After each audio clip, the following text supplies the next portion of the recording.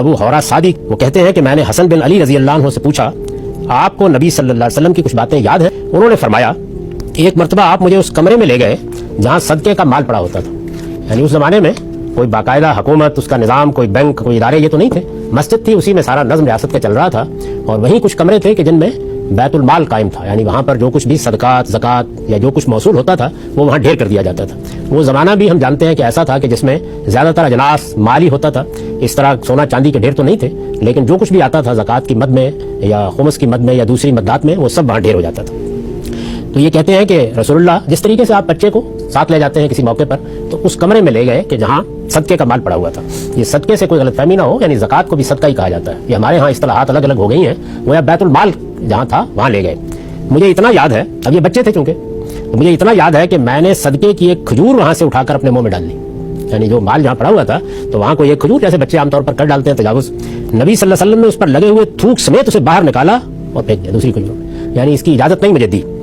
ایک شخص نے یہ دیکھا تو کہا، اب کوئی صاحب بھی پاس کھڑے تھے، تو اس نے دیکھا تو کہا اگر یہ ایک کھجور کھا لیتے تو کیا ہو جاتا؟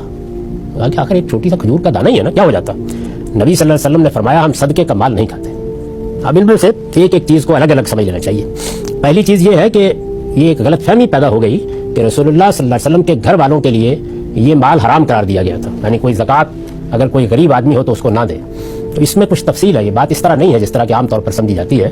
رسول اللہ صلی اللہ علیہ وسلم کے بارے میں اللہ تعالیٰ نے قرآن مجید میں یہ فیصلہ کیا کہ اب چونکہ آپ کے لیے معاشی جدوجہد کرنا ممکن نہیں ہے، رسالت کی ذمہ داریاں تو تھیں ہی، مدینے میں آ کر حکومت کی ذمہ داریاں بھی آ گئیں. تو اب شب و روز لوگوں کے معاملات مسائلی کے لیے وقت تھے.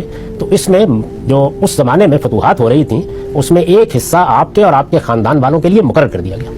یہ وہی حصہ ہے کہ جو خیبر کے اموال میں سے مقرر کیا گیا تھا، جس کو عام طور پر فدق کا باغ اور اس طرح کی اصطلاحات میں بھی تعبیر کیا جاتا ہے. تو یہ آپ کے لیے مقرر کر دیا گیا تھا.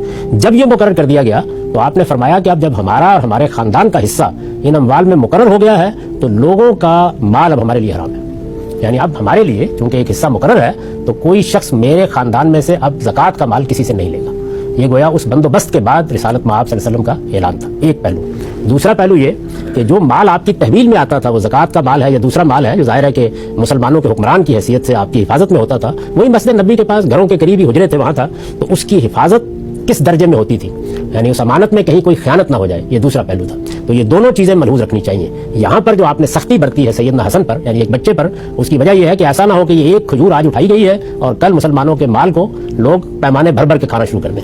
اس لیے کہ صدقے کا مال آپ کے گھر میں امانت کے طور پر رکھا گیا تھا جس میں کوئی ادنا خیانت بھی آپ کسی طرح گوارا نہیں کر سکتے تھے. تو یہ اس پر آپ نے شدت برتی. اس کے بعد ایک دوسری بات جو کہی گئی ہے کہ ہم صدقے کا مال نہیں کھاتے، یعنی وہ مال نہیں کھاتے جو لوگ ریاست کا نظم چلانے کے لیے زکوٰۃ اور خیرات کی صورت میں دیتے ہیں. یہ ہمارے پاس امانت ہوتا ہے. ایسا نہیں ہے کہ یہ مال آ جاتا ہے اور اس کے بعد جتنا ہم نے لینا وہ ہم لے لیتے ہیں اور جتنا لوگوں کو دینا ہوا رائے عنایت دے دیتے ہیں. ہم وہ مال نہیں کھاتے جو لوگ ریاست کا نظم چلانے کے لیے زکوٰۃ اور خیرات کی صورت میں دیتے ہیں. اس جملے کا مطلب یہ ہے ہم صدقے کا مال نہیں کھاتے. یہ کوئی سادات کی برہمنیت کا بیان نہیں ہے بلکہ ذمہ داری کا احساس ہے جس کو بیان کیا ہے. ہمارے ہاں یہ امانت کے طور پر رکھا جاتا ہے اور اس کی حفاظت اسی شدت کے ساتھ کی جاتی ہے. جیسے اس شخص نے چونکہ سوال کر دیا ہے کہ یہ آپ نے ایک کھجور کا دانہ ہی تھا نا منہ میں ڈال لیا بچے نے، کیوں اتنی سختی کی ہے؟ تو اس کا جواب دیا آپ نے کہ یہ اسی شدت کے ساتھ ہم اس کی حفاظت کرتے ہیں.